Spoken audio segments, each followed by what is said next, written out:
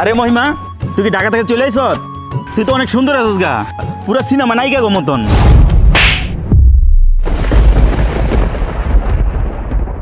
ফালতু কোথাকার। এই ছোট লোকের বাচ্চা, তুই আমাকে চিনোস? ফকিন্নির বাচ্চা, সাহস কম না তো তুই আমার গায়ে টাচ করস? এই গ্রামের মধ্যে ধনী আমাদের উপর আর কেউ আছে? আমার ভাইকে চিনে না এমন কোনো মানুষ আছে? তুই যে আমার গায়ে টাচ করছিস, তুই আমাকে চিনোস না? তুমি মনে আমার ঠাট্টা করতেছো, ঠিক না? আমি তোর সাথে ঠাট্টা করবো কি জন্য?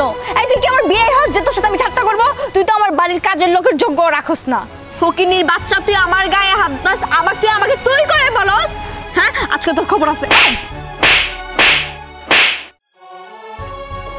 তুই কি আমার আসলেই চিনতে পারতাছিস না? আমি সালমান। আমি তোকে চিনে কি করব? উফ আল্লাহ, আমি গ্রামে ঢুকতে না ঢুকতে আমার মুডটা নষ্ট করে দিছে। গাইয়া ভূত আমার গায়ে টাচ করে।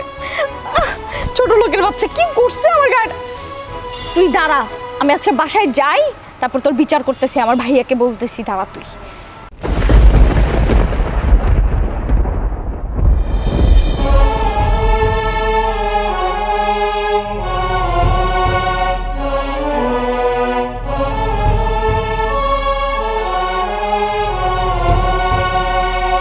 বুঝলাম না, ভাই কি আমার সত্যি চিনতে পারলো না?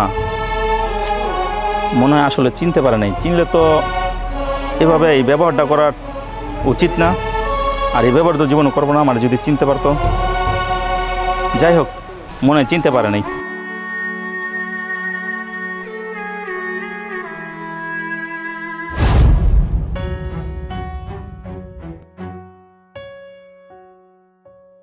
এই ভাইয়া!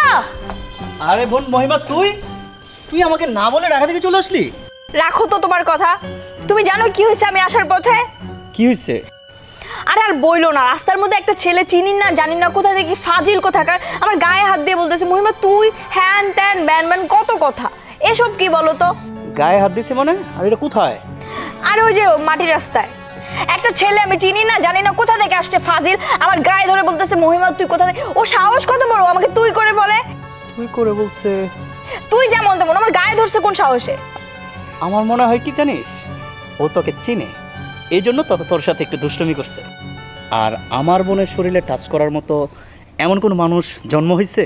আর বাবা চিনতেই পারে, একটা মানুষ মানুষকে চিনতেই পারে। চিনবে দেখে কি ও আমার গায়ে হাত দিবে? আমি একটা মেয়ে মানুষ। আচ্ছা ঠিক আছে, তুই ঢাকা থেকে আসছিস, মাথা গরম করিস না, ঠিক আছে? ঘরে গিয়ে খাওয়া দাওয়া কর, আর বিষয়টা আমি দেখতেছি, ওকে? না না না, তোমার এই বিষয়টা কিন্তু দেখতেই হবে। আর দেখবো তো, তুই আমার একমাত্র ছোট বোন, আমি দেখবো না কি দেখবে বল?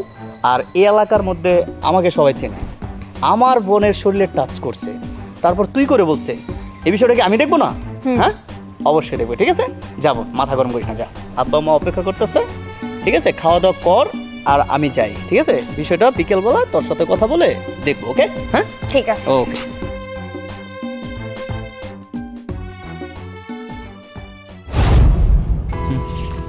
আরে সালমান, কি ব্যাপার, কোথা থেকে আসলি? একটু কাজ করতে গেছিলাম। তোর এই কাজ কবে শেষ হইব? হ্যাঁ, বাবা আমার টাকা পয়সার অভাব নাই, জায়গা সম্পত্তির অভাব নাই, এত টাকা পয়সা জায়গা সম্পত্তি রাখতে তুই এখন এই কাজ করস? তোরা দেখলে মানুষ কইবে কি জানোস? একটা কামলা। আসলে আমার নিজের কাম আমি নিজেই পছন্দ করি, বুঝছো? ছেলেকে নিজের কাম আমি নিজেই করি, আমার অনেক ভালো লাগে নিজের কাজ করতে। আরে দুষ্টমি করলাম, নিজের কাজ করা নিজে ভালো। যাই হোক, কই যাইতেছস? আমি মেম্বারের বাসায় যাইতাছি, বুঝছস? কেন, কি হইছে আবার? মেম্বারের বাসায় যাইতাছি, বুঝছস না? আমার বোনের আর তোর বিয়ের ব্যাপারটা মা বলছে আগে মেম্বার সাহেবের দাওয়াত দে, এই জন্য মেম্বার সাহেবের দাওয়াত দিতেছি। কিন্তু কোনো কিন্তু নাই, আমার বাবা মা তোরে পছন্দ করছে, তুই আমার বোনকে পছন্দ কর, শেষ, আর কোনো কথা না, ওকে? যা। আরে আমি তো বলতেই পারলাম না যে মহিমার সাথে আমার দেখা হয়েছিল, আর মহিমায় আমার সাথে অনেক খারাপ ব্যবহার করছে। যাই হোক, আসুক, পরে কথা বলবো না।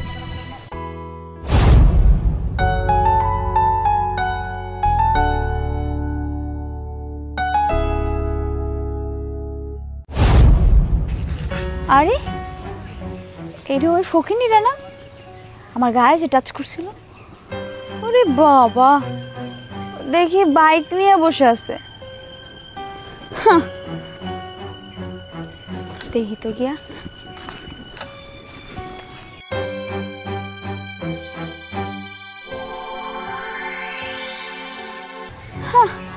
এখন কি দেখা যাচ্ছে রাজমিস্ত্রির কাজ রেখে চুরি টুরি করা শুরু করছেন নাকি?